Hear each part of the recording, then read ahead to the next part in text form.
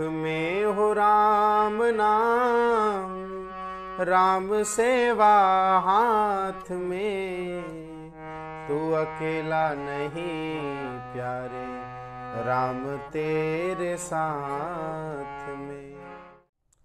सच्चिदानंद रूपाय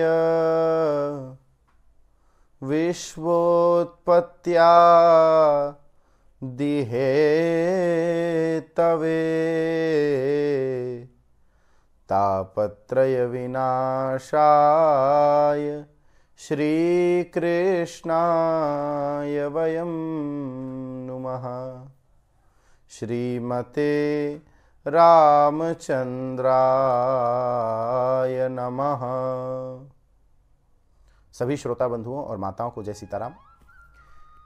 एकादशी व्रत महात्म्य के पंक्ति पर पुनः आज हम एक नए एकादशी व्रत महात्म्य के विषय पर चर्चा करेंगे। महाराज युधिष्ठिर भगवान श्री कृष्ण से प्रश्न करते हैं कि प्रभु, माघ मास के शुक्ल पक्ष में जो एकादशी तिथि आती है उसे किस नाम से जाना जाता है तथा उस दिन कौन से देवता की उपासना करनी चाहिए, और इस दिन व्रत करने से, उपासना करने से कौन से फल की प्राप्ति होती है, और किसने इस व्रत को किया, इन सब को मुझे बतलाइए। भगवान श्री कृष्ण कहते हैं, राजेंद्र, माघ मास के शुक्ल पक्ष में जो एकादशी आती है उसे जया एकादशी के नाम से जाना जाता है। यह एकादशी भोग और मोक्ष को भी देने वाली है। सभी तिथियों में पवित्र होने के साथ ही सभी पापों को नाश करने वाली भी तिथि यह है। यही नहीं, सभी पापों को नाश करने के साथ ही यह ब्रह्म हत्या आदि के दोष को भी निवारण करती है। और इस दिन जो व्यक्ति व्रत उपासना करता है उसे प्रेतत्व से निवृत्ति मिलती है, पिशाचत्व से निवृत्ति मिलती है। वह मनुष्य कभी प्रेत योनि में नहीं जा सकता है। इसलिए इस दिन प्रयत्न पूर्वक व्रत अवश्य करना चाहिए। भगवान श्री कृष्ण कहते हैं, अब आप इसके विषय में एक कथा सुनिए। पूर्व काल की बात है। स्वर्ग लोक में देवराज इंद्र का आधिपत्य था। वहां पर देवराज इंद्र पारिजात से भरे हुए वन पर विहार करते थे। स्वेच्छाचार से विहार करते रहने पर वह प्रसन्न रहते थे।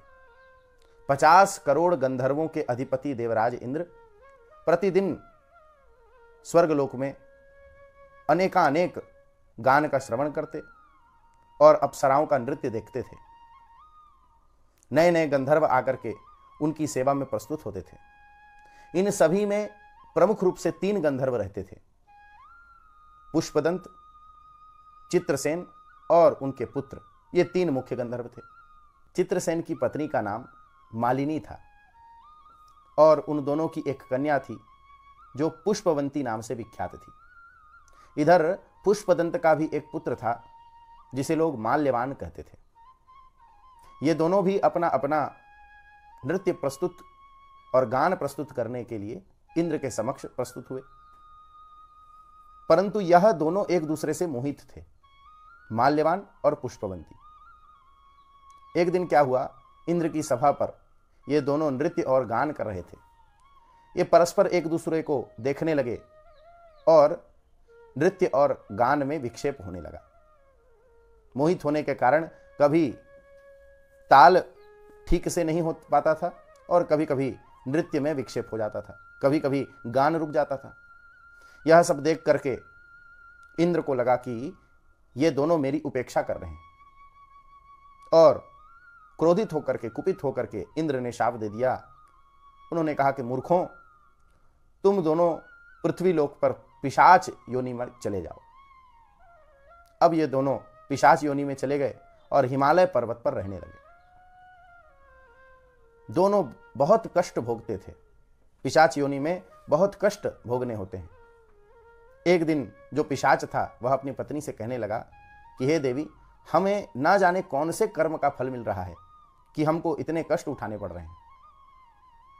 तो पिशाचिनी अर्थात पिशाच की पत्नी ने उन्हें समझाते हुए कहा, प्रभु प्रारब्धवश हमको यह दुख प्राप्त हुआ है, भगवान नारायण ही कृपा करेंगे तो ही हम इस दुख से मुक्त हो पाएंगे। कुछ दिन के पश्चात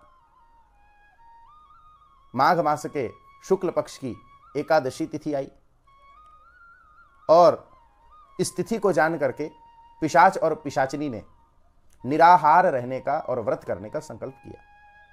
ये दोनों जल भी नहीं पिए, यहां तक कि इन्होंने फल भी नहीं खाया और निराहार रह करके दिन भर बिताया।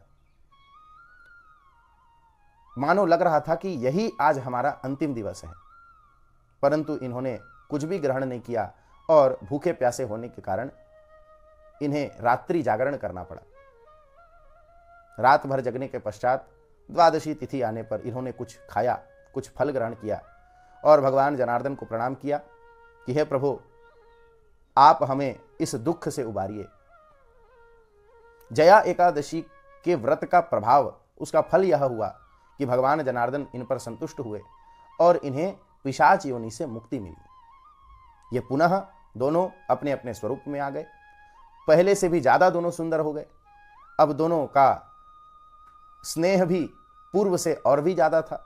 सुंदर सुंदर आभूषण इनके शरीर पर आ गए।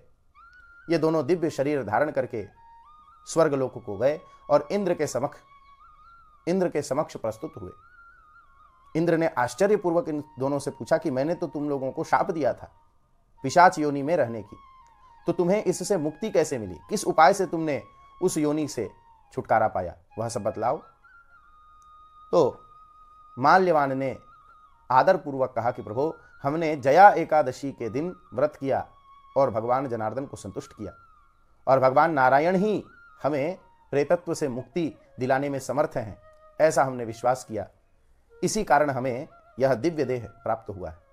इंद्र प्रसन्न होकर के कहने लगे कि आप दोनों अब यह अमृत पान कीजिए। इस तरह उन्हें अमृत पिलाया और कहने लगे कि जो भी भगवान श्री कृष्ण की सेवा करते हैं वो तो हमारे भी पूजनीय हो जाते हैं। जो कृष्ण के भक्त होते हैं उनकी सेवा तो हम भी करते हैं। ऐसा करके आदरपूर्वक उन्हें स्वर्ग में स्थान दिया।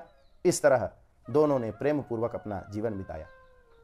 भगवान श्री कृष्ण कहते हैं कि जो व्यक्ति इस दिन जया एकादशी के दिन भगवान नारायण की स्तुति करते हुए, भगवान नाम का संकीर्तन करते हुए व्रत करता है, उपासना करता है, उनके जन्म जन्मांतर के सारे पाप नष्ट होते हैं और उन्हें अक्षय पुण्य की प्राप्ति होती है।